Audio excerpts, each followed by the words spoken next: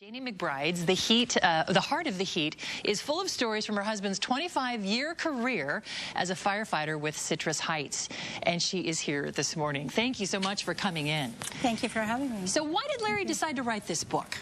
Well, for years he had planned on telling some of his stories. As you can tell by the book, there are a lot.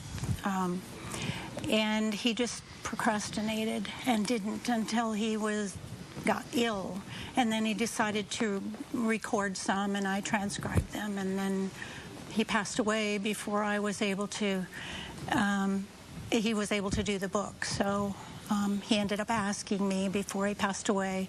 He was diagnosed, and then 5 weeks later he was gone. Wow, that's very fast. And in fact, you were on that note, you were talking about back then when he was a firefighter in the 70s, they didn't have a lot of the breathing apparatuses and the safety mechanisms that are in place today to protect them. What they breathe in, all that soot and all that ash, and on top of that, he was a smoker, and the combination of all that just it happened very quickly. Yes, it did. The book is fantastic. You take us through from the very beginning when he was just a little kid and became fascinated by fire trucks, and then became a volunteer firefighter with Citrus Heights, and then eventually had to take a pay cut to get hired on specifically. But you were right there the whole time with him at his side.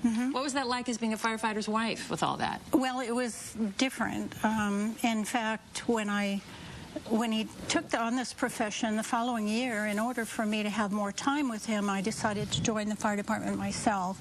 And that group was called the Ladies in White. Yes, and I know we have a picture. Rescue squad. Yeah, and so you guys would go to the scene and assist kind of first aid and comforting and take care of people there. Well, actually, what is now paramedics and EMTs, we provided that service then.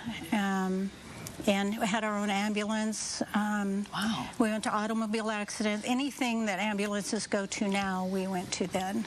I know we have some pictures of Larry that you sent me of him doing rescues, which he became quite skilled at over the years. That kind of became his specialty, really. In fact, he was called upon to go to Mexico City, the big earthquake there. Yes, yes. He was gone for a total of 8 days without any communication back to us. And that chapter really is full of stories, even though that's only less than half of the stories that were involved. He was so good at rescue, you told me that in the book it says he was called upon by California Office of Emergency Services, I believe it was, to put together a manual on rescue techniques that ended up being used during 9/11 by fire crews there. That's true. That's incredible. When 9/11 happened, it was very emotional for him because he had retired, so he wasn't able to be called. But it was important for him to know that he helped assist to train a lot of those firemen. Now, some of the stories in the book I thought were very funny. There were stories when he was new to the profession, and you were there, and you had, your boys were quite small. Yes. That you would go as a lady in white, and he would go as a firefighter, and you had to take the kids. So you just pack them in the Volkswagen, and you would go to the scene and just leave them in the car at a safe distance. Yes. And people got quite used to seeing your boys there. Yes. And they loved it. The boys did? Yes. And I'm sure people got quite used to seeing the McBride kids on the scene. There was another picture I took a note out of the book that I was fascinated with, and I don't remember that you explained it in the book. It looked like it was written on a Post-it note.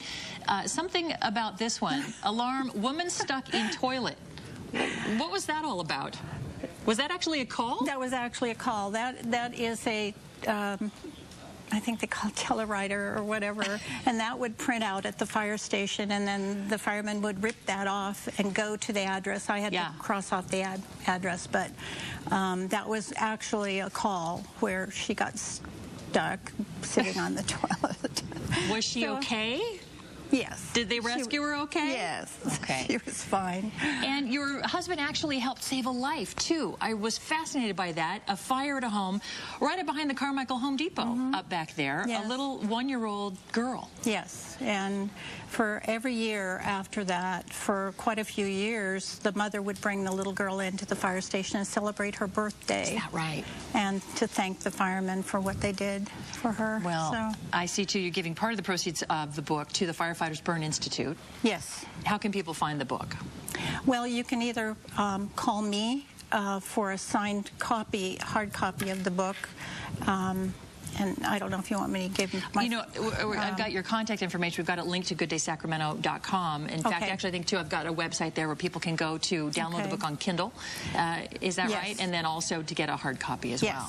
Yes, definitely. And whatever books that are sold, and I've ended up giving all proceeds to them, not just a portion. Oh, wonderful. So, well, good for you. The book is called The Heart of the Heat, I Did It My Way, the story by Larry McBride and put together by his wife, Janie. And it really is a neat read, especially if you grew up in the Sacramento area. You'll recognize a lot of the things and the events that took place in the book.